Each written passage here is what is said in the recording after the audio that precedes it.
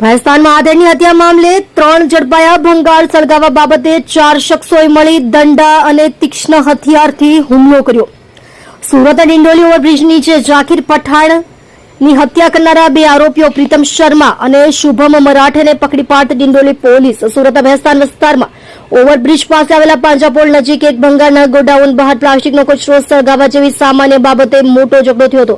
આ નજીવી તકરારે લોહિયાળ સ્વરૂપ ધારણ કર્યું હતું, જેમાં એક 52 વર્ષીય આધેડની નિર્મમ હત્યા કરી દેવામાં આવી છે. મૃતક ઝાકીર પઠાણ ભાટેના વિસ્તારમાં રહીને ભંગારના ધંધા દ્વારા તે પરિવારનું ગુજરાન ચલાવતા હતા. પુત્રોની હાજરીમાં જ પિતા પર હુમલો થયો.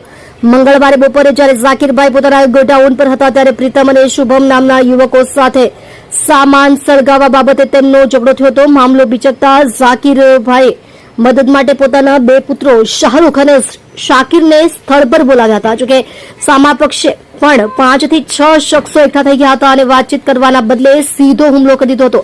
પોલીસે 2 મુખ્ય આરોપીઓની કરી અટકાયત. હત્યાની જાણ થતાં જ પોલીસનો કાફલો ઘટનાસ્થળે દોડી ગયો હતો. પોલીસે ત્વરિત કાર્યવાહી હાથ ધરીને મુખ્ય આરોપી પ્રીતમ રામ નારાયણ શર્મા અને શુભમ બાલકૃષ્ણ મરાઠેની અટકાયત કરી લીધી છે. હાલ આ બંને આરોપીઓની પોલીસ દ્વારા કડક પૂછપરછ કરવામાં આવી રહી છે અને ગુનામાં વપરાયેલા હથિયારો કબજે કરવાની તજવીજ હાથ ધરાઈ છે. ત્રીજો આરોપી હોસ્પિટલમાં પોલીસ જાપ્તા હેઠળ. આ હિંસક અથડામણમાં માત્ર ફરિયાદી પક્ષ જ નહીં પરંતુ આરોપી પક્ષના કિરણ ઉર્ફે ચેતન બાવિસ્કરને પણ ઈજાઓ પહોંચી હતી. સામે થયેલી માથાકૂટમાં ઘાયલ થયેલા આ ત્રીજા આરોપીને હાલ એપલ હોસ્પિટલમાં સારવાર માટે દાખલ કરવામાં આવ્યો છે. પોલીસ દ્વારા હોસ્પિટલમાં પણ ચુસ્ત જાપ્તો ગોઠવી દેવામાં આવ્યો છે અને ડિસ્ચાર્જ થતાં જ તેની વિધિવત રીતે ધરપકડ કરવામાં આવશે.